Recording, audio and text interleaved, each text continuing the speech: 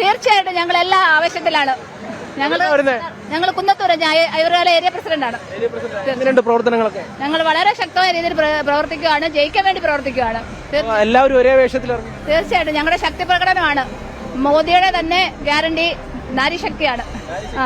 നാരിശക്തി ഇന്ന് കുന്നത്തൂരിൽ കാണാം. തീർച്ചയായിട്ടും ഇതാ ഞങ്ങളുടെ ശക്തി. രാജീവ്പ്രസാദ് ജയിക്കണം, ഞങ്ങൾ ജയിപ്പിക്കും. ജയിക്കണം, മാറ്റിയെടുക്കും. മാറാത്തത് മാറ്റിയെടുക്കും. ഞങ്ങള് ഉറപ്പാ.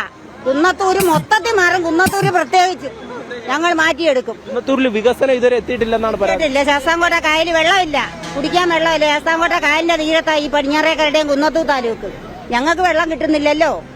പിന്നെ എന്തോ വികസനങ്ങൾ നടന്നു. ഒരു ബസ്സില്ല, പിന്നെ എന്തെല്ലാം ഇവിടെ നടക്കുന്നു. അതുകൊണ്ട് ഇത് മാറാത്തതെല്ലാം മാറ്റിയെടുക്കും. ഒരു മാറ്റം ആവശ്യമാണ്, ആവശ്യം ഉറപ്പ്. കേരളത്തിന് ഒരു മാറ്റം ആവശ്യമാണ്. കേരളത്തിന് ഒരു മാറ്റം ആവശ്യമാണ്. ഇപ്പൊ 2-3 കാശ് കൂട്ടി തന്നെന്നും ചൊല്ലി ഒന്നുമില്ല.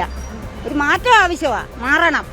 അതിനുവേണ്ടി രാജീവ്പ്രസാദിന്റെ കൂടെ കട്ടക്കുണ്ട്. ഉറപ്പായിട്ടും ഉണ്ട്. പ്രധാനമന്ത്രിയുടെ ഒപ്പം ഉണ്ട് ഞങ്ങള്. പ്രാവശ്യം ജയിക്കണമെന്നാ പക്ഷേ കിട്ടിയേക്കണമെന്നാണ്. ജയിക്കണം, തീർച്ചയായിട്ടും ജയിക്കും. BJP തന്നെ ജയിക്കണം. കേരളത്തിൽ BJP ഭരണം വേണം.